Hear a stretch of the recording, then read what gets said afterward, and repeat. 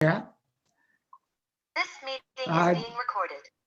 आज का प्रोग्राम अब हम शुरू करने जा रहे हैं, तो बजाय मुझे कोई मंत्र या कुछ बोलने के, आचार्य जी अब आप शुरुआत करिए। सभी को सादर नमस्ते और स्वागत है इस स्टडी सर्कल के कार्यक्रम में। पहले हम अपनी ध्यान अवस्थित करने के लिए सीधे बैठेंगे। शरीर को बिल्कुल शिथिल कोमलता से आंखें को बंद करके लंबे सांस लेकर के लंबे सांस छोड़ेंगे। ध्यान हमारे सांस नासिकाओं के अंदर में जा करके बाहर निकल रहा है, उस पे हमारा फोकस रहेंगे। जब हम ओम जाप करेंगे तो अपने मंत्र उच्चारण पे ध्यान देंगे। So please sit down totally relaxed with the body straight, closing the eyes gently. Deep inhale and exhale and focusing on the breathing process. And when we'll do Om Jap, then focus on your own chanting. Feel the vibrations coming back to you and enjoy the moments of silence with the Om chanting.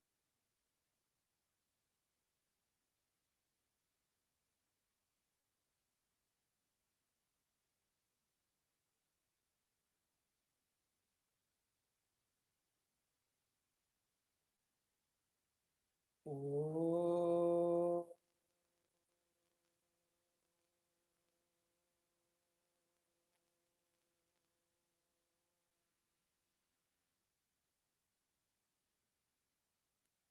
Om.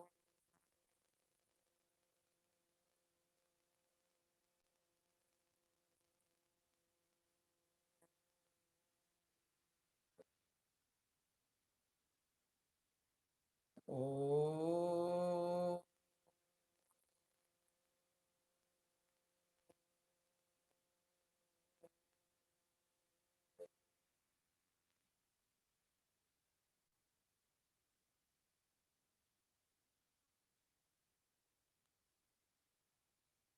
पठन पाठन की विधि का जो मंत्र है उसका उच्चारण करेंगे। जिनको मंत्र अभ्यास है मेरे स्वर में स्वर मिला करके चलेंगे और माइक बिल्कुल शांत। ओम सहना भवतु सहनौ भुनक्तु सह वीर्यं करवावहै तेजस्विनावधीतमस्तु मा विद्विषावहै। ओम शांति शांति शांति। दोनों हथेलियों को मिला करके धीरे से घर्षण करेंगे। आंखें को ढक करके पलकते हुए आंखों को हथेलियों के नीचे खोलेंगे। Join the palms together, rub them gently, cover the eyes and slowly, gradually open the eyes below the palms.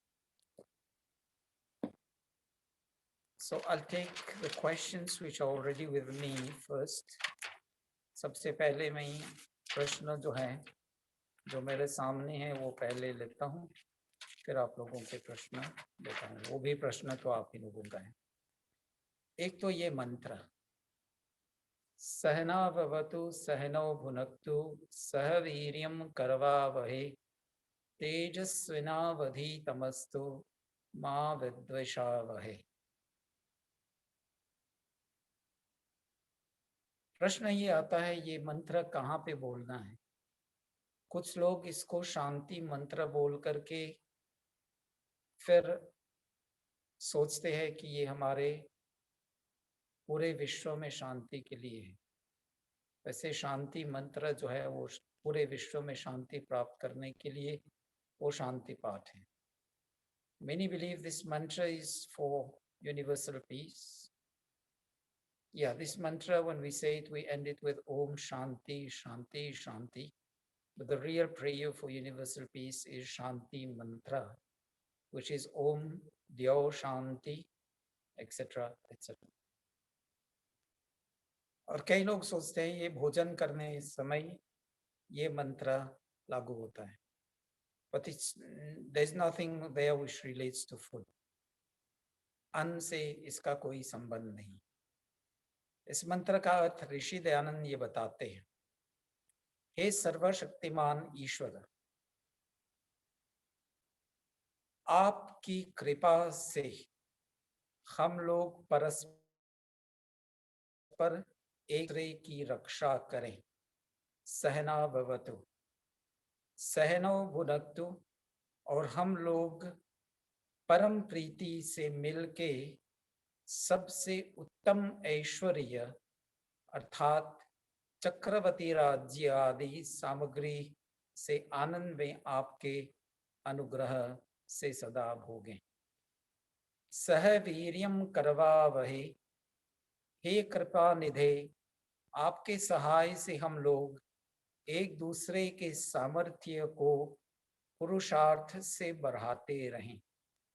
तेजस्विनावधीतमस्तु, हे प्रकाशमय प्रभु, सब विद्या के देने वाले परमेश्वर, आपके सामर्थ्य से ही हम लोगों को पढ़ा और पढ़ाया सब संसार में प्रकाश को प्राप्त हो और हमारी विद्या सदा बढ़ती रहे. माँ विद्वेषावहै, हे प्रीति के उत्पादक प्रभु, आप ऐसी कृपा कीजिए कि जिससे हम लोग परस्पर विरोध कभी न करें, किंतु एक दूसरे के मित्र होके सदा वर्तें. So this mantra is basically a prayer to God, who is the all-protecting Sarva Rakshak, to protect both the learner and the one who is teaching. Then Sahanau Bhunaktu, will all join to promote the welfare of each other and be the recipients of the grace of God, the bliss of God. Sahaviryam Karavavahe, will put up all the physical, mental efforts to uplift the physical, mental, moral, spiritual, and social conditions of each other. Tejasvinavadhitamastu, will work towards promoting the knowledge, the wisdom, the intellect of each other. Ma vidveshavahe, will never let hatred come in between us. Om Shanti Shanti Shanti. हे भगवान, आपकी करुणा से हम लोगों को तीन ताप, आध्यात्मिक जो कि ज्वर आदि रोगों से शरीर में पीड़ा होती हैं, दूसरा अधिभौतिक दूसरे प्राणियों से होता, और तीसरा आधिदैविक जो कि मन इंद्रियों के विकार, अशुद्धि और चंचलता से क्लेश होता है. इन तीनों तापों से आप शांत अर्थात निवारण कर दीजिए, जिससे हम लोग सुख से इस वेद यानी वेद भाष्य वेद के ज्ञान को प्राप्त करके सब मनुष्यों के उपकार करें. सो हे कृपा निधे, आपकी कृपा करें कि हम लोगों को सब दिनों के लिए सहाय कीजिए. So we are praying to God that we be free from physical, cosmic, and spiritual disturbances. We be enjoying physical, spiritual, and cosmic peace. And then also we are praying for the grace of God, Ishwar, to always be promoting the welfare of others. So that's why we say ये मंत्र जो है पठन पाठन की विधि पे उपयोग है, एक दूसरे के परस्पर ज्ञान को बढ़ाने के लिए है. I just hope it's clear and by all. And the explanation is from ऋग्वेदादि भाष्य भूमिका by महर्षि दयानंद सरस्वती. ये भाष्य जो है इस मंत्र का ऋग्वेदादि भाष्य भूमिका जो महर्षि दयानंद सरस्वती के ग्रंथ है उसमें से है. सेकंड क्वेश्चन, ब्रह्म सत्य जगत मिथ्या, इसका क्या अर्थ निकालेंगे? ये तो विशिष्ट अद्वैतवाद है जो मानते हैं कि अकेला एक सत्ता जो है इस पूरे विश्व ब्रह्मांड में परमपिता परमात्मा का है, जिसको हम ब्रह्मा के रूप में या ब्रह्मा के नाम से जानते हैं. Brahma, the greatest, the supreme, and no one equal, no one superior to that supreme being. सत्य, जिसकी सत्ता है, that is that which exists.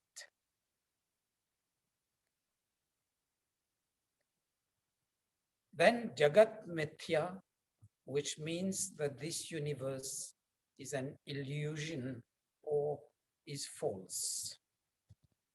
ये संसार जो है माया है. From what point of view? ब्रह्म सत्य उसके सत्ता है, that is true. जगत मिथ्या, if this world is an illusion, संसार माया है, तो किसी को मैंने अगर डंडा मार दिया तो उसको चोट नहीं होना चाहिए, क्योंकि ये मिथ्या है.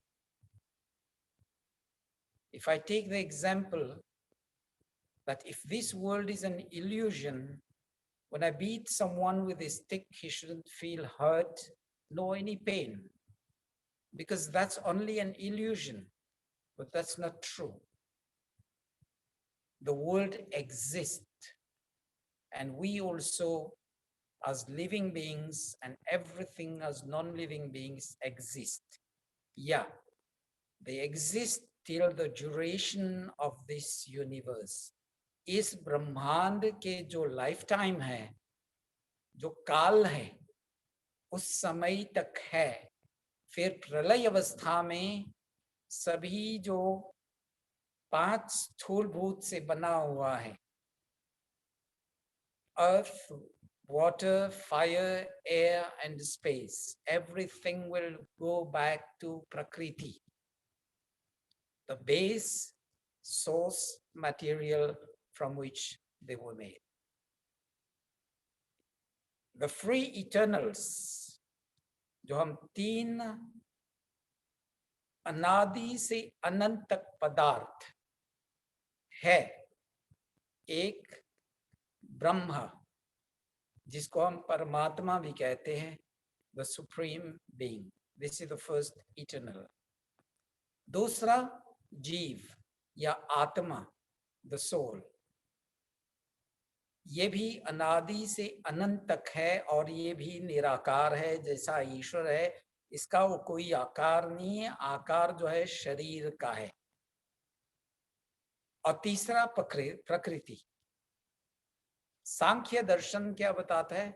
साम्य अवस्था प्रकृति यानी सत्व रज तम.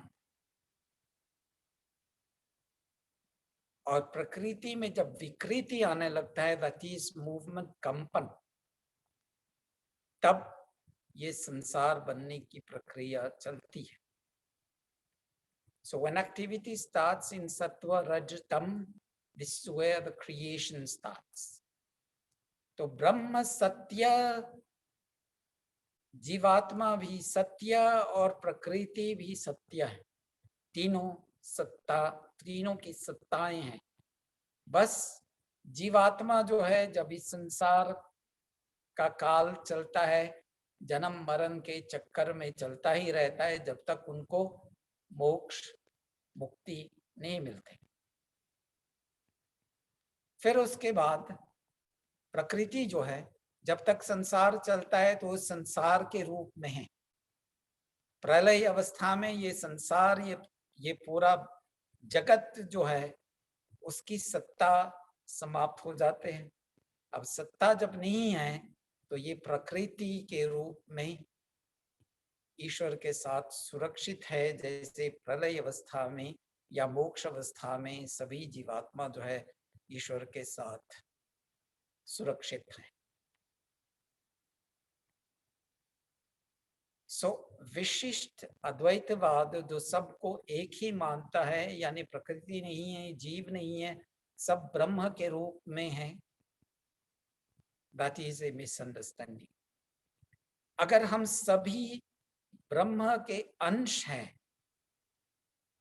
तो प्रश्न मेरा है, अगर हम तरबूज को ले लें, उसको 10 भाग में काट दें, हर एक भाग जो है, हर एक अंश जो है, उसमें वही गुण रहेंगे जो तरबूज के हैं.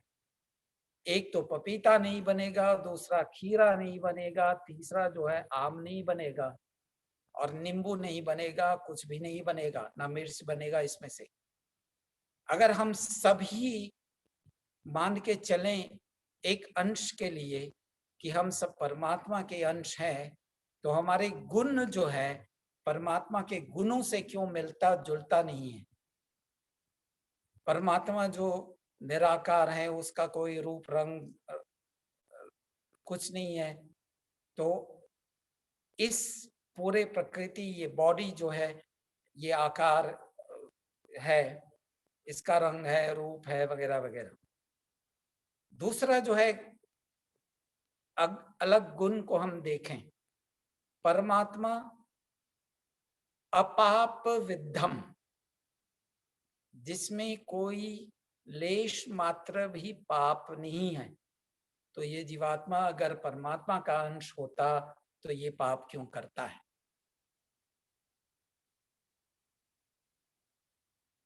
तीसरी बात, लोग कहते हैं नहीं, ईश्वर कुछ भी कर सकता है, लेकिन ये मान करके चलना चाहिए, ईश्वर जन जो भी नियम इस सृष्टि के लिए बनाया है, सबसे पहला पालन करने वाला वही ईश्वर है. अपने नियमों के विरुद्ध नहीं जाता है. तो ईश्वर के अंश अगर हम सभी होते और ये पूरे जड़ प्रकृति जो है, द नॉन लिविंग बीइंग्स, अगर ये सब भी ईश्वर के गुण होते, ईश्वर की सत्ता है, सबकी सत्ता है. ईश्वर शुद्ध सुख स्वरूप है. अगर हम भी उस गुण को अपने अंदर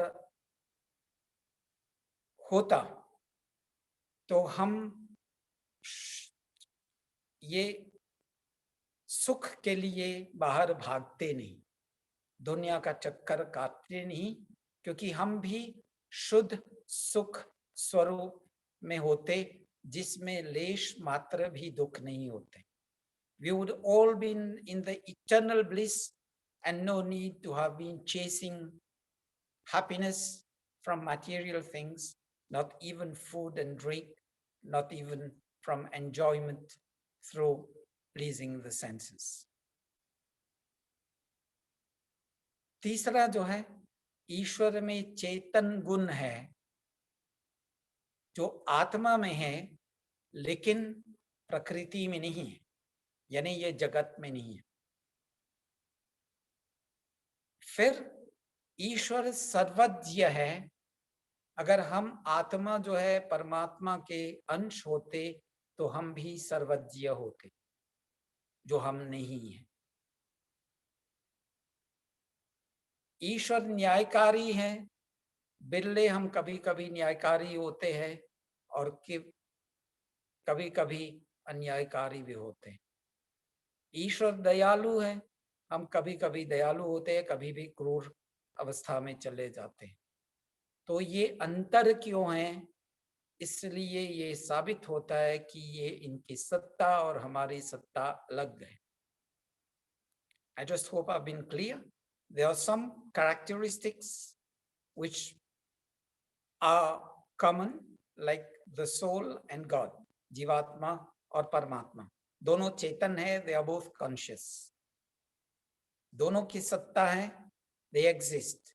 Even Prakriti also, the whole world exists. But the whole world, the non-living beings have no consciousness. Like this body itself without the soul has no consciousness. इसलिए जब आत्मा निकल जाता है ये ढेर पड़ जाता है। दूसरा, ईश्वर सर्वज्ञ है। God is omniscient, knowing all the needs that are required, the knowledge that are required for the creation of this universe, for sustenance and for dissolution. As well as God knows what we've done in the past, what we are doing now, and what are the probabilities of the actions that we may be doing, and take cognizance of that at that time. But we don't have this omniscience. Even एक सप्ताह पहले हमने क्या खाए थे हमें पता नहीं। एक सप्ताह पहले हमने टीवी देखे थे, क्या प्रोग्राम देखे थे उसको पता नहीं। So how can we claim we have the same properties of God if we are part of God? Like this, God is all just. But then in our life, at times, we practice justice, and at times, we are also unjust. God is all merciful, dayalu. At times, we are merciful, but at times, we also resort to evil actions. So this explains that these are different entities. So Brahma, Satya, Jagat, Mithya, if we take it like this, no, the world exists. And this is the explanation which I was given. I just hope I've answered the queries of the one who sent me the question through WhatsApp. The next question is to explain some of the stages of life that we see people around. Swami, Sadhu, Sant, Mahatma, Mahant, Yogi, Rishi, Guru, Acharya. For that, let's understand the ashram vyavastha. Brahmachari is the student and the one who has pledged to remain celibate. Brahmacharya ka palan karna. और ब्रह्मचर्य का पालन करना, इंद्रियों पे काबू रखना और श्रुति स्मृति आदि ग्रंथों का स्वाध्याय करना. That is, dedicate time to study the scriptures, the Vedas, the Upanishad, Darshan, Shastra, etc. It's just not by being celibate, or it's just not by remaining the eternal student in life. Dosta grihast, married life. Then we shoulder the responsibilities of grihast ashram. Then comes vanprasth ashram, retirement. जब हमारे पास समय ज्यादा है, अवकाश लेने के बाद, तो हम अपने स्पिरिचुअल बेस, आध्यात्मिक रूट्स को हम ड्रिल करें. फिर उसके बाद संन्यास. संन्यास यानी यहाँ से सिर्फ कपड़े रंगने का नहीं है, जिसमें तीव्र विवेक वैराग्य हो. That is the sense of detachment with the proper knowledge. तब हम संन्यास आश्रम को ग्रहण करते हैं. सिर्फ कपड़े रंगने से हम सन्यासी नहीं बनते. और संन्यास जो लेता है उसको स्वामी के नाम से पुकारा जाता है, क्यों? ये पूरा अपने मन इंद्रिय के स्वामी हैं। अब साधु, जिसके जीवन में सादगी हो, चाहे वो ब्रह्मचर्य आश्रम में हो, चाहे गृहस्थ आश्रम में हो, चाहे वानप्रस्थ में हो, जब तक सादगी है जीवन में, आहार, विचार, व्यवहार, that he has purity of body, mind and spirit, purity in food, purity in thoughts, and purity in whatever that person does, whether through thoughts, whether through words, or whether through physical actions. ये साधु है। संत और साधु में बिरले कोई अंतर मिलता है, but the sant is more engaged in dissemination of knowledge. जैसे स्वामी होता है, सन्यासी जो होता है, when he's taken sannyas, he knows he's on the path of the spiritual growth towards moksha, but he has also a duty to spread the knowledge. ज्ञान को बांटना चाहिए और दूसरों को मोक्ष के रास्ते में प्रेरित करना चाहिए। जीवन में सादगी लाने के लिए प्रयास करें, दूसरों को इस लाइन पे लाने के लिए। देन महात्मा, आई थिंक गत बार मैंने कह दिया था, भर्तृहरि जी के श्लोक के आधार पे, मनस्यन्यत वचस्यन्यत कर्मण्यन्यत दुरात्मनाम, मनस्येकम वचस्येकम कर्मण्येकम महात्मनाम. So the one who thinks on one line, speaks on another line, and acts on a third line. This is Duratma, evil. Mahatma is the person who has total harmony.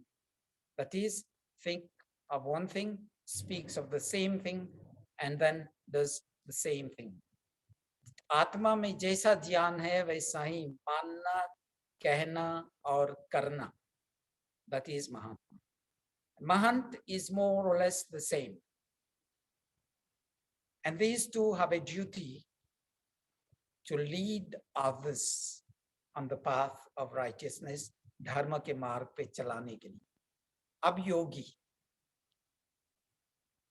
योगी जिसने अपने जीवन में योग के सबसे पहला यम नियम, अहिंसा, सत्य, स्तेय, ब्रह्मचर्य, परिग्रह, शौच, संतोष, तपस, स्वाध्याय, ईश्वर प्रणिधान, पूरा कंट्रोल है उसमें, और दुनिया के किसी भी वस्तु, चाहे धन हो चाहे दूसरा चीज हो, इस पे कभी लालच नहीं करना और इसके पीछे भागना नहीं. हाँ, जीवन में धन की जरूरत है जीने के लिए, लेकिन जरूरत से ज्यादा जब होता है तो वो अपरिग्रह है, और अपरिग्रह ये योग के मार्ग से विपरीत है. और ऐसे व्यक्ति जो एक तो अहिंसा, मन, वाणी, शरीर से, that is from thoughts, words and actions. Satya, be truthful in the free lines. Asteya, never steal in thoughts, in words and in actions. ये विचार भी नहीं आना चाहिए दूसरे की वस्तु को मुझे लेना है, चाहे मैं उसको बहका करके उसको ले लूं. That is stealing, steya, asteya पर चलना है. Brahmacharya, control of the senses and study of the scripture. The scriptures here means Shruti, Smriti, the Vedas and ancillary text. इधर उधर के ज्ञान नहीं है. हाँ, दुनियादारी के लिए जो दुनियादारी का ज्ञान है वो जरूरी है, but studying other texts which are not going to bring you to mukti. जैसे कुछ ऐसे भी पंथ है जो आस्तिक है, निरीश्वरवादी, they don't believe in God. So where do you grow with that? ऐसे व्यक्ति तो योगी नहीं हो सकता है, क्योंकि ईश्वर प्रणिधान, surrender to God, respecting the laws of nature, the laws of the creation and the instructions of God, ईश्वर के नियम अनुकूल हम नहीं चल सकते, क्योंकि निरीश्वरवादी जो है ईश्वर को मानता ही नहीं, तो योगी कैसे हो सकता है। अब ऋषि शब्द जो है, निरुक्त कहता है मंत्र द्रष्टव्य ऋषय, वेद के शब्द है ऋषि। जिसने मंत्र दृष्टा यानी he's unfolded the knowledge of the mantra and applied it to his daily life, मंत्र का साक्षात्कार उन्होंने कर लिया, ये ऋषि। अब नाम के पीछे कोई भी टाइटल लगा दें, अगर हम उसके हिसाब से नहीं चल रहे तो टाइटल लगाना भी बेकार है। गुरु, गुरु जो आपके अविद्या अंधकार को मिटाता है, वो गुरु है। The one who dispels the darkness of ignorance from your mind, from your personality, ये गुरु है। और आचार्य, वो गुरु भी हो सकता है, लेकिन आचार्य का वो सबसे महत्वपूर्ण धार्मिक विद्वान और आचरण, उसके फोकस जो है दूसरों को मार्ग पर ले लाने के लिए, एक तो सबसे बड़ा आचरण, दूसरा ज्ञान बांट करके अविद्या अंधकार को मिटाना। और रिमेंबर, हमारे जीवन में सबसे पहला गुरु जो है वो माता है, दूसरा पिता और तीसरा आचार्य। मेरी बात नहीं, ब्राह्मण ग्रंथों की है और वो वेद ज्ञान से आया है। तो half of the time is over by just explaining these 3 questions. Let me take your questions now, one at a time, please.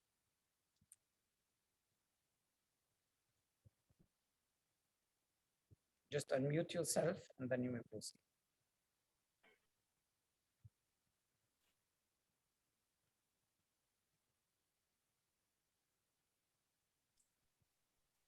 नमस्ते आचार्य जी। नमस्ते जी। मेरे को प्रकृति का मतलब फिर से समझाएंगे? What is it? यदि किसी को बच्चों को समझाना ये प्रकृति क्या है, if you can explain me what is प्रकृति? I know हमारे 3 गुण हैं, पर how do we explain to children कि प्रकृति क्या है?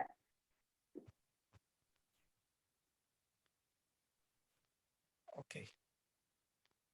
प्रकृति, हिंदी शब्द में जब प्रकृति प्रयोग करते हैं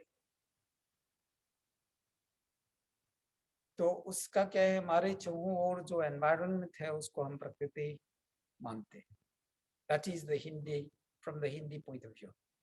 संस्कृत में और वेद उपनिषद दर्शन शास्त्र में जब जाएंगे तो प्रकृति, वहां पे मूल प्रकृति जो है सत्व रज तम, 3 गुणों जो है प्रकृति का, जिनमें जब विषम अवस्था आते हैं, यानी क्रिएशन जब शुरू होता है तो वहां पे उसमें रिएक्शन शुरू होता है और उसके रिएक्शन के साथ महत, फिर महत के बाद अहंकार, फिर इंद्रियां के बाद सूक्ष्म पदार्थ, फिर स्थूल पदार्थ आदि आदि, फिर ये पूरा यूनिवर्स कार्य रूप में आता है। It's the base element from which this universe has been created in various steps. And the first admixture which was created from Prakriti is Mahat. Then Ahankar, the sense of identity, not ego, the sense of identity, the principle of identity. Then Indriya, it's not the hands and the skin, eyes, no. It's the principle of identification of various things. Just फिर उसके बाद सूक्ष्म पदार्थ जैसे रस, रूप, गंध आदि, smell, sight and everything, and then स्थूल पदार्थ अग्नि, जल, वायु, आकाश, फिर ये पूरे ब्रह्मांड बना है उसमें। और उस साम्य अवस्था में जो हमारे आकाश रहेंगे, दैट्स द वेकम, जिसको हम संस्कृत में बोलते हैं शून्य आकाश, दैट इज वेकम। एंड ये जो आकाश हम देख रहे हैं अभी, ये स्थूल आकाश है। And this is where you have so many particles just existing in this space. So I just hope I've been clear. सांख्य दर्शन के अनुसार, और इसको महर्षि दयानंद ने सत्यार प्रकाश में उस चैप्टर में लिया है जहां पर उसने क्रिएशन पे बात की, चर्चा की।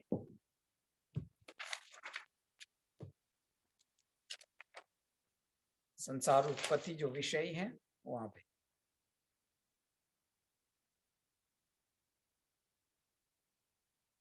यानी अष्टम समोल्लास, सृष्टि उत्पत्ति आदि विषय।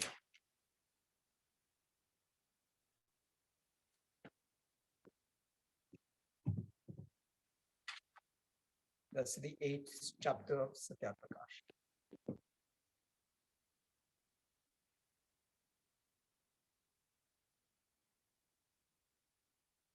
Now to explain the creation process, that's another session of a whole 1 hour.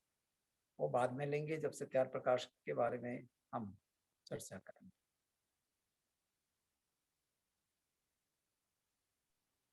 Any other person? Thank you.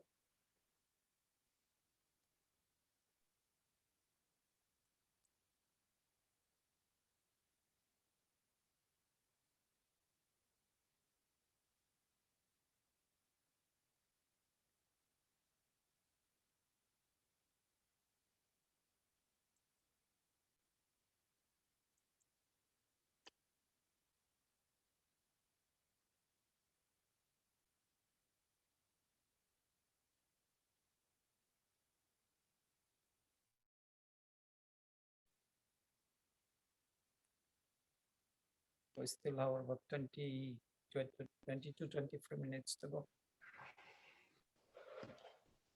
कोई क्वेश्चन अगर नहीं है किसी के पास तो हम दूसरा विषय को ले सकते हैं, ऐसी बात नहीं है।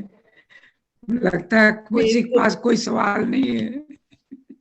सवाल तो बहुत है, मेरे को हर रोज नहीं बोलना चाहिए।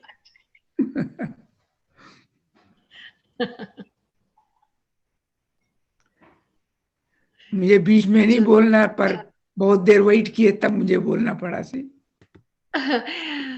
चलो कोई नहीं है तो मैं पूछ ही लेती हूँ। महंग वो क्या होता है? उनका आपने बताया जैसे गुरु है, योगी है, महंग है, उनका भी उसका महंग का जो वो लोग करते हैं उसको विस्तार में बताइए प्लीज। वो शब्द महंत है।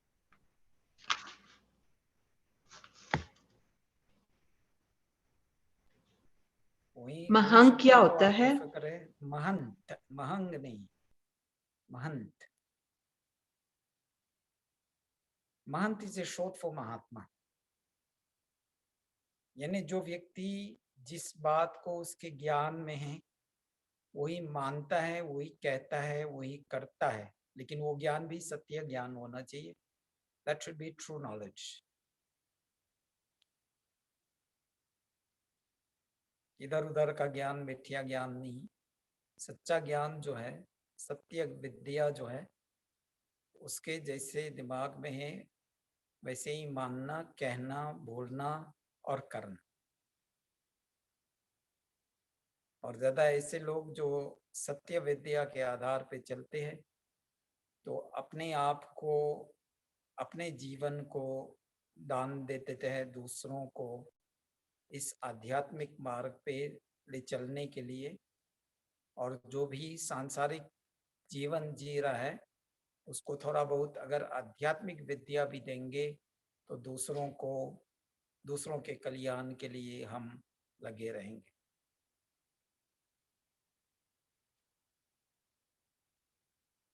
That is about sharing knowledge. आचार्य जी, इनका आप आचार्य जी आप बताइए, आचार्य जी किनको कहते हैं? ये सुना तो हुआ किसको कहते हैं, लेकिन इसको भी डिटेल क्या क्या वो करते हैं उसके हिसाब से बताइए प्लीज। अच्छा, आचार्य और गुरु में ज्यादा अंतर नहीं, लेकिन आचार्य जो है वो ज्यादा आध्यात्मिक विद्या पे बल देता है, और आचार्य जो है वो सबसे पहले आचरण में उस विद्या को लाता है, फिर दूसरों को सिखाता है। It's not a question of only having the knowledge. It's a question of first putting the knowledge to practicals. फिर उसमें क्या है, क्योंकि ये भी एक रैंक है ना, क्योंकि कितने हाँ, जैसे साधु हैं, संत हैं, तो ये भी तो एक आचार्य जी को भी तो बहुत कुछ पढ़ाई करनी होती है, समझना होता है। बट मैं डिटेल में थोड़ा जानना चाहती थी, हाँ। क्योंकि अब आचार्य जो है, कई लोग बच्चे जो है, मेरी व्याकरण, ग्रैंड डॉटर हमेशा कहती है पंडित जी इंस्टेड ऑफ सेइंग आचार्य जी, तो मैं उसको बार बार ये समझाती हूँ। पंडित जी बोलती है तो मैं बोलती हूँ बोल आचार्य, आर्य समाज में आचार्य जी बोलते हैं, तो देखो उसको मैं थोड़ा पंडित समझाने के लिए अगर मेरे पास जी में भी बहुत सारे कोई वर्ड्स होते हैं तो मैं दोष उसको नहीं है, समझा सकती हूँ। पंडित बोलने में भी कोई दोष नहीं, but the proper word is Acharya when someone is on the teaching path. Pandit ji generally we refer to those who are strictly on karma kand, यानी वो संस्कार पूजा हवन आदि कराते हैं, लेकिन आचार्य जी भी कराते हैं। और पंडित जी के अर्थ को समझना चाहें तो महर्षि दयानंद की एक छोटी सी पुस्तिका है व्यवहार भान, और उसके पहले अध्याय में, पहला अध्याय में कौन से विषय है, पंडितों के लक्षण,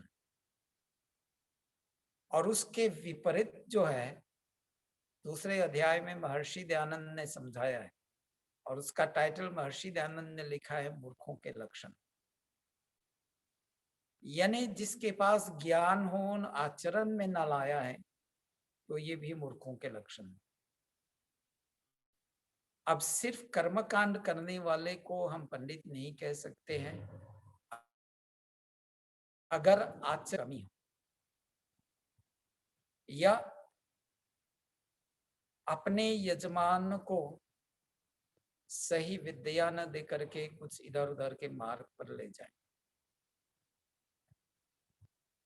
तो पंडित जी आचार्य दोनों के कर्तव्य होते हैं, गुरु के भी कर्तव्य होते हैं, एक विद्या की वृद्धि और अविद्या का नाश।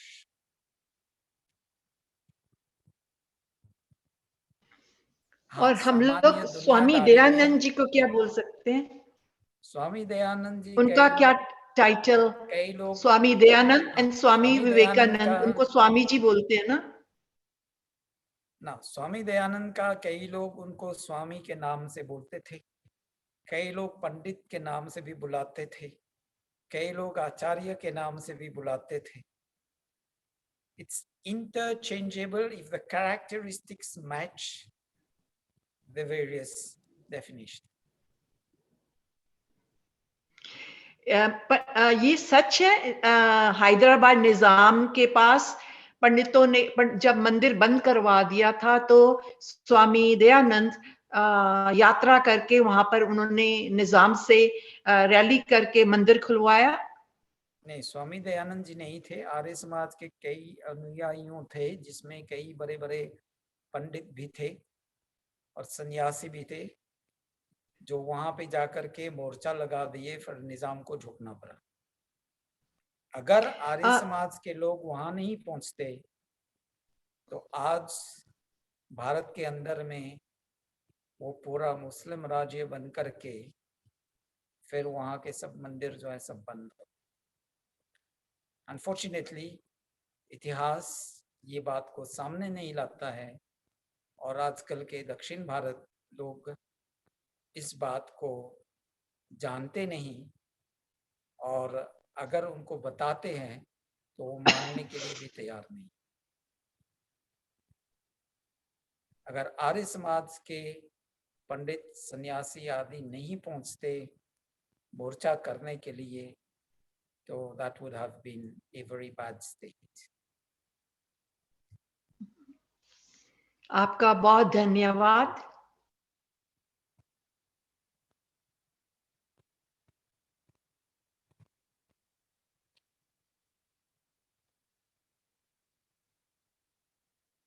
हाँ जी, हरिओम आचार्य जी। अनम्यूट करें। हाँ जी, हरिओम आचार्य जी। मेरा ये मन में एक सवाल आता है, जैसे हम लोग गीता पढ़नी शुरू की या थोड़ी बहुत पहले जान पढ़ी, अर्जुन जो है, अर्जुन की वो हमें हम जीव आत्मा को रिप्रेजेंट करता है महाभारत के मैदान में, कि सब सामने रिश्ते खड़े हैं और उनसे कैसे लड़ना है, नहीं लड़ना है। लेकिन वो वहां तो उनके साथ कृष्ण चैरियटर थे और उन्होंने उसको गाइडेंस देते चले गए। लेकिन आज की दुनिया में हम लोगों के लिए हमारी हालत भी अर्जुन वाली ही है, अगर कुछ देखा जाए तो हम इसको कैसे अपने जीवन में ये सब सुधारने के लिए क्या करें? सवाल सही है या गलत? सही है?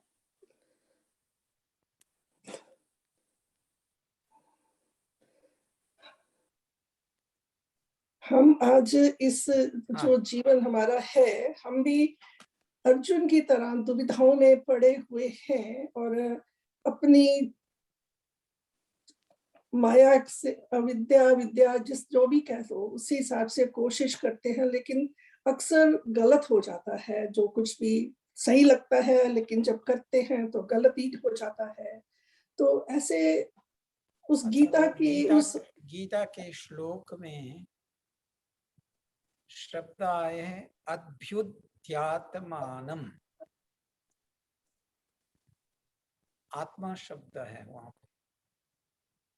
ईश्वर हर समय हमारे आत्मा को प्रेरित करता है कि हम सही मार्ग पे चलें।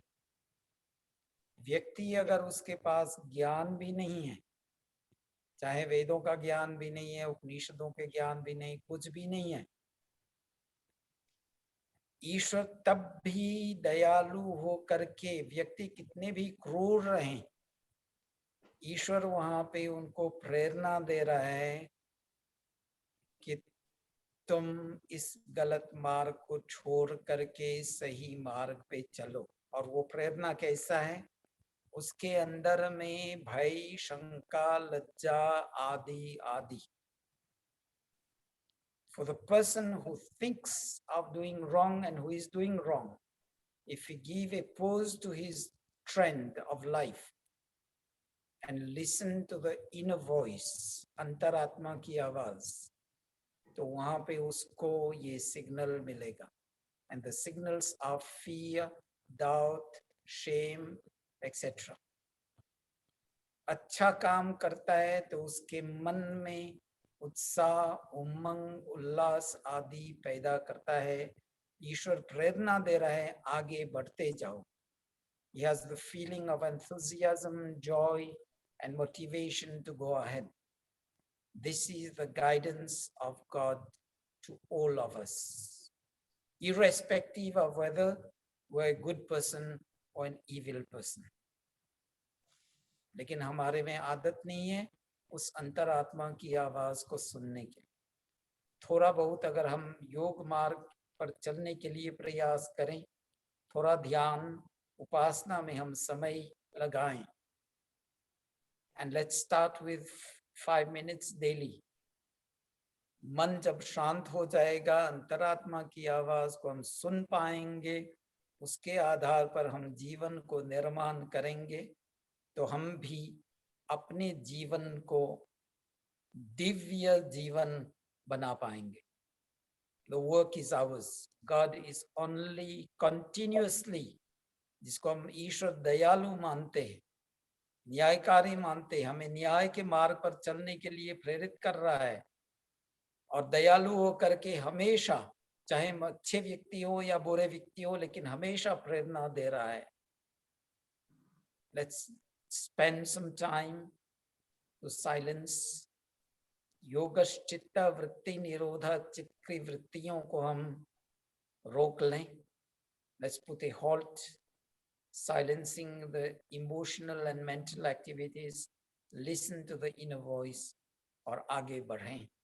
तो हम भी जैसे अर्जुन आगे बढ़ा, धर्म को सुरक्षित करने के लिए और विजयी भव होकर के निकले उस युद्ध में से, हम भी वैसे ही निकलेंगे, पार कर लेंगे जीवन। Thank you, thank you. Acharya ji, मेरा एक छोटा सा क्वेश्चन है कि अभी आपने मेडिटेशन का कहा, तो मेरे दिमाग में रहता है कि जैसे ईस्ट वाली साइड में फेस करके मेडिटेशन करते हैं, इज इट ट्रू? और जहां मर्जी बैठ जाओ? देखो, आसन स्थिर सुखम आसनम, योग की पद्धति में यम नियम तीसरा आसन। सो स्थिर सुखम आसनम, जहां पर आप लंबे काल तक एक आसन पर सुगम्य रूप से, सुख रूप से आप बैठ सकें, ये आसन है। तो इसमें दिशा की कोई खास बात नहीं है। ठीक है। दूसरी बात, इसके बाद जो जरूरी है प्रत्याहार, आसन फिर प्राणायाम। प्राणायाम का ये है कि आप लंबे सांस लेकर के सांस छोड़ो, फिर सांस बाहर रोको। ये सांस जल्दी जल्दी लेना या फेंकना, इसका कोई ये योग में प्राणायाम से कोई लेना देना नहीं है। वो स्वास्थ्य की सुरक्षा के लिए अच्छा है, लेकिन ध्यान के लिए मुख्य दो प्राणायाम है, एक बाह्य, दूसरा अभ्यंतर, जहां पर हम सांस लेकर के सांस बाहर फेंकते हैं और सांस बाहर रोकते हैं। और फिर दूसरा जो है अभ्यंतर, सांस लेकर के अंदर ही रोकते हैं। जब तक मन में घबराहट न हो तब तक हम सांस रोके रहें। And that brings us to a focus, because when we focus on retaining the breath outside or retaining the breath inside, तो हमारे मन के जो विचारें हैं, जो विचार दौड़ते रहते हैं, उसको हम शांत करते हैं। तो इससे भी दिशा से कोई लेना देना नहीं। फिर उसके बाद प्रत्याहार, इंट्रोवर्शन ऑफ द सेंसेस, और ये प्रैक्टिकल में करना चाहिए। जितना भी स्वादिष्ट भोजन हो, जितना खाना है उतना ही खाओ, दुगुना ज्यादा खाने की जरूरत नहीं है। और वो सब विषय पे है, चाहे कुछ देख रहे हैं, कुछ सुन रहे हैं, कुछ फील कर रहे हैं, it should be like that, moderation in life. और उसके बाद यानी यम नियम का तो हम जान करके फिर उस पे अमल करेंगे तो आसन भी आराम हो जाएगा, प्राणायाम भी आराम हो जाएगा, प्रत्याहार भी हो जाएगा। फिर धारणा, दिस इज द फोकस। और धारणा जो है, मान के चलें प्रारंभिक व्यक्ति एक्सटर्नल बाह्य वस्तु पे पहले धारणा लगाता है, लेकिन धारणा जो है धीरे धीरे अपने अंदर में लाना चाहिए। और ऋषि मुनियों लोग कहते हैं कि धारणा जो है, या ये ललाट के जो मिडल पार्ट है ना, इन बिटवीन द आईब्रोज, वहां पे, या नासिका के अग्रभाग में, on the tip of the nose, या यहाँ हृदय आकाश। So when you, because you have to go internal, ध्यान जो है वो अपने इंटरनल प्रक्रिया है। अगर धारणा बाहर है तब बाहर ही रहेंगे, अंदर नहीं जा सकते हैं, अंतर यात्रा नहीं कर पाएंगे। फिर धारणा अगर फिक्स हो गया तो फिर उसके बाद ध्यान, meditation, this is a process. हाँ, we may try to sit down in meditation, लेकिन जब तक हम धीरे धीरे उन सब स्टेप पे जाएंगे तो हमारा काम जो है आराम से हम उस मंजिल तक पहुंच जाएंगे। If we try to skip, फिर क्या होगा, कहीं ना कहीं हम दोबारा जीरो से शुरू करना पड़ेगा। So let's try to go into meditation, yes.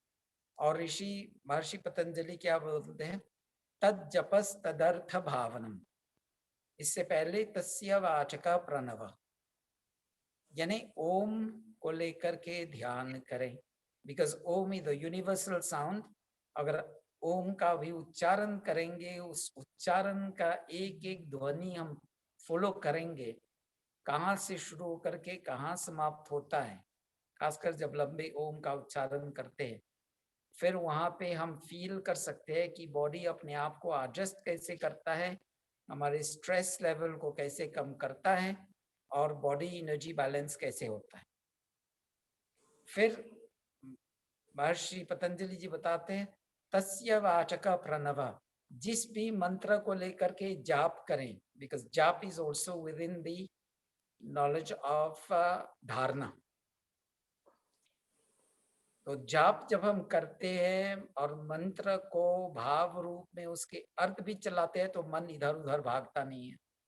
अब जब मन इधर उधर भागता नहीं, एक ही जगह पे टिका हुआ है, तो that is the path where dhyan meditation starts. जाप जो है हमारे मेडिटेशन में लाने के लिए वो बहुत उपयोगी साधन है। It's a very useful tool to go into meditation. तो जस्ट रिमेंबर, आसन भी होना चाहिए, प्राणायाम भी होना चाहिए, प्रत्याहार भी होना चाहिए, फिर धारणा भी होना चाहिए, उसके बाद ध्यान, और उच्च स्तरीय ध्यान पे हम समाधि तक पहुंचते हैं। अच्छा, एक छोटा सा है कि अगर भजन लगा के भी कर सकते हैं मेडिटेशन, और नहीं वैसे तो क्वाइट में ही करनी चाहिए? वो क्वाइट ही में करनी चाहिए। ठीक है जी, थैंक यू सो मच, बहुत बहुत शुक्रिया आपका।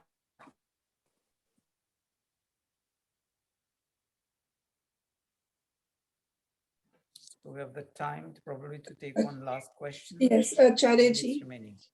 हाँ जी, ये इसी मेडिटेशन से रिलेटेड ही एक मेरा क्वेश्चन है।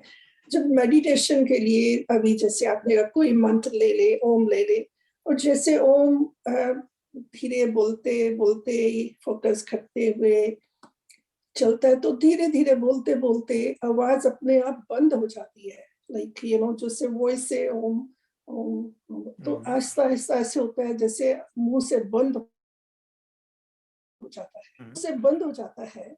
तो अंदर जो है, मैं अपनी पर्सनल एक्सपीरियंस की बात करती हूँ कि तब कभी, मतलब हर बार तो नहीं, कभी कभी ऐसे लगता है कि मैं जैसे चेयर पे बैठी हूँ तो मेरा somehow body disappear हो गया है, but still I can see.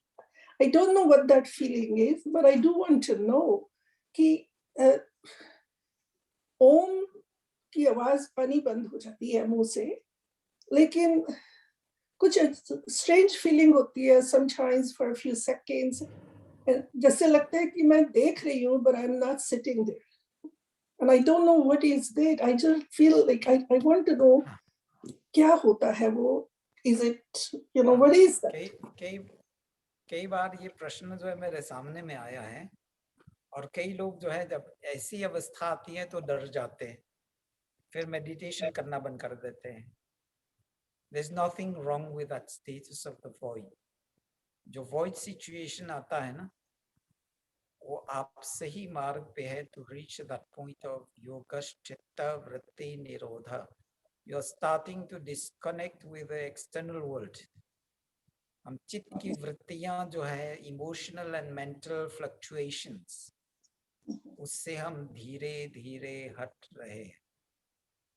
और अगर इस लाइन पे चलते जाएंगे बिना कोई शंका और कोई भय, तो हम धीरे धीरे उस स्थिति पे पहुंचेंगे जहाँ पर योगश्चित्त वृत्ति निरोधा, हम सभी चीजों से कट हो करके वहां पे एक ही विषय चलेगा, आत्मा और परमात्मा का संबंध।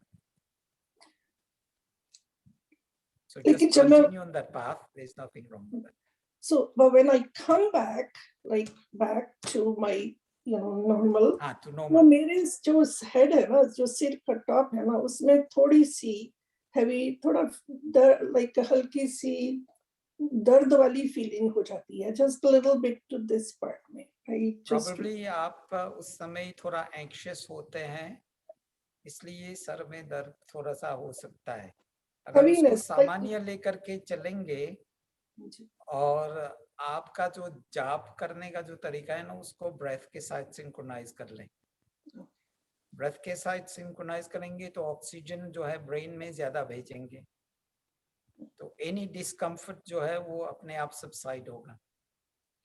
डिस्कम्फर्ट जो है जब अपने आप कम होते जाएंगे तो आप जो है इस वॉइड स्थिति यानी इस खाली पन को दिमाग पर जोर नहीं लगने से उस समय जब आप वापस आएंगे तो आपके मन बुद्धि चित्त सब शांत रहेंगे। उसमें बस जाप जब करेंगे तो ब्रेथ सिंक्रोनाइज करें, और ब्रेथ सिंक्रोनाइज करने से जैसे मैं कह रहा हूँ that is scientific, we are going to send more and more oxygen in the brain. Brain को जब ज्यादा से ज्यादा ऑक्सीजन प्राप्त होता है तो ब्रेन ज्यादा फंक्शन करता है। तो don't worry, this is no exceptional circumstance. उसमें आपको स्थिति बनाए रखने के लिए लंबे सांस लेना, लंबे सांस छोड़ना, और फिर जब उस समय पे निकलते हैं, एक तो हमेशा सडनली उठना नहीं चाहिए, धीरे धीरे धीरे धीरे अपने जो है ना स्थिति वापस लाने के लिए, और उस समय भी लंबे सांस लेकर के लंबे सांस छोड़ें। तो ऐसे ऐसे सामान्य स्थिति पे आएंगे तो आराम से आप वापस आएंगे अपनी स्थिति। So it's time now. Thank you so much. So I think we had a very good session. मेरे पास 3-4 प्रश्न पहले आ जाते हैं, that is also good, क्योंकि इस पे कई चीज़ों पे कभी चिंतन करना पड़ता है। तो आप जो है अपने प्रश्नों को भी, मेरे तो मोबाइल नंबर सबके लगभग सभी के पास हैं, तो आप या व्हाट्सएप मैसेज या पर्सनल टेक्स्ट मैसेज में भेज सकते हैं, या ईमेल के माध्यम से भी भेज सकते हैं, या पर्सनल फ़ोन करके भी आप अपने शंकाओं को होते हैं। और ये है कि रविवार का जो दिन है, प्रधान जी ने तो पहले संकेत कर दिया था, that is one day which you are keeping open. जो भी कोई शंका समाधान के लिए यहाँ पे इन पर्सन आना चाहते हैं तो ठीक है, फोन के माध्यम से भी करना चाहते हैं तो भी ठीक है। अगर जूम के माध्यम से भी जुड़ना चाहें तो please join in. Will be opening the Zoom between 10 to 11:30, और जिसको भी ज्वाइन करना है, and if that is on open we can keep it open. Others जो भी ज्वाइन करना चाहते हैं दे मे ज्वाइन, otherwise 1-to-1 रहेंगे, we'll keep others in waiting, and when we finish with the one then we'll open it to the others. धन्यवाद आचार्य जी। Is that on Saturday or Sunday, Acharya ji? 1-to-1? Saturday को ये जो है ना in person meet करने के लिए, या फोन के माध्यम से, या व्हाट्सएप के माध्यम से, या जूम के माध्यम से 1-to-1 जो करना चाहते हैं ना, ठीक है, वो चलेगा। That would be more or less 1-to-1 chat. कौन से दिन होगा? सैटरडे को। सैटरडे, राजी सैटरडे को, ठीक है जी। सैटरडे को 10:30 बजे से 11 बजे तक, नहीं 10 से 11:30, देर से देर 12 बजे तक। ठीक है, थैंक यू, बहुत बहुत शुक्रिया। Thank you. आज प्रधान जी नहीं है तो Zoom के माध्यम से इसलिए क्योंकि we can see the facial interaction also. कभी क्या है, प्रश्न उत्तर जब होते हैं ना तो facial interaction से भी काफी कुछ हम सीखते हैं। जैसे आज का कैमरा को मैंने सामने, भूपेंद्र जी से कहा कि कैमरा जो है वो सामने रखें so that you can still see my facial expression, क्योंकि facial expression में तो भी कई चीजों को हम पढ़ लेते हैं। जैसे एक जो है, अगर मैं शाब्दिक ज्ञान आपको दे रहा हूँ without having convinced myself, मेरे मन में भी वो ज्ञान स्थिर पूर्वक नहीं है, तो आप वो पढ़ सकते हैं मेरे फेशियल एक्सप्रेशंस। सो इसलिए हम उसको जूम के माध्यम से भी करना चाहेंगे, so that you can learn, and also you can probably read the facial expressions. I can read the facial expressions and can better understand. अगर कुछ पर्सनल है तो भी बात कर सकते हैं, because body language भी काफी उसका असर पड़ता है। धन्यवाद, ध्यान के लिए सभी को धन्यवाद। And Zoom link will be same. हाँ, Zoom link will be the same. हाँ जी, Thank you. अच्छा, थैंक यू आचार्य जी। और बाकी लोग भी, आज प्रधान जी ने, तो मैं बोल रहा हूँ कि जितने लोग आए बहुत अच्छा विचार लेकर आए, कुछ लेकर जा रहे हैं सत्संग से। पता नहीं कब सत्संग में क्या मिल जाए, इंसान को जीवन बदल जाता है। कई बहनों ने ध्यान के विषय में बात की, पूछे, बहुत अच्छी बात है। अंदर जाओगे आंखें बंद करके, तब सारे सवालों का जवाब अपने आप मिल जाएगा, पर अंदर बैठना पड़ेगा। और दूसरी बात, सबसे मुख्य बात है, आज जितने लोग आए सब केवल बहने हैं। आदमी का कोई जरूरत नहीं होता है धर्म कर्म की बात की। देख, कई बहनों घर पर दो दो हैं, लेकिन कौन आदमी ज्वाइंट हुआ? कोई नहीं। आप लोग सीख कर उनको समझाया करो। अच्छा आचार्य जी, अब शांति पाठ या जैसे आप चाहते हैं समाप्त करें। आचार्य जी जरा मंडे और वेडनेसडे का वो टॉपिक बता दीजिएगा जरा प्लीज। टॉपिक मंडे का। और ये लोग जो है, जो ज्वाइन किए ना, वो एक धर्म को निभा रहे हैं। मातृदेवो भव, पितृदेवो भव, आचार्य देवो भव। फिर मातृमान पितृमान आचार्यवान पुरुषो वेदा। अच्छा सर, मंडे का जो टॉपिक है वो गीता का है। वेडनेसडे का जो टॉपिक है वो ईशोपनिषद अभी चल रहा है। और थर्सडे का Q&A सेशंस है। और सैटरडे का वो 1-to-1 face to face meeting या जूम के माध्यम से मीटिंग। और वो विषय जो है, जैसे आपकी समस्याएं या आप जिस विषय पे कुछ और विस्तार ज्ञान प्राप्त करना चाहते हैं, वो विषय रहेगा।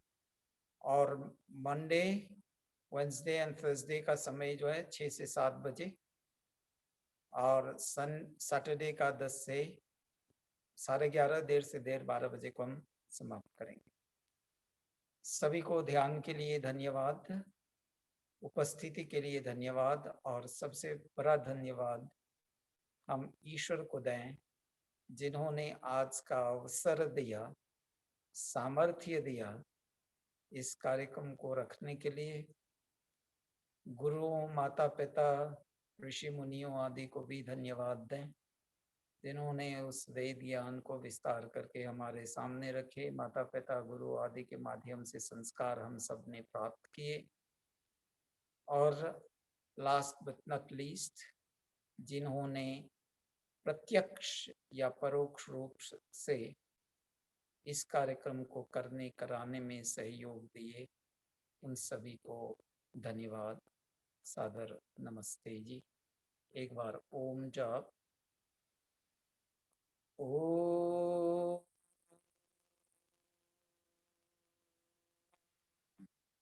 शांति शांति शांति। सभी को सादर नमस्ते। नमस्ते जी, नमस्ते।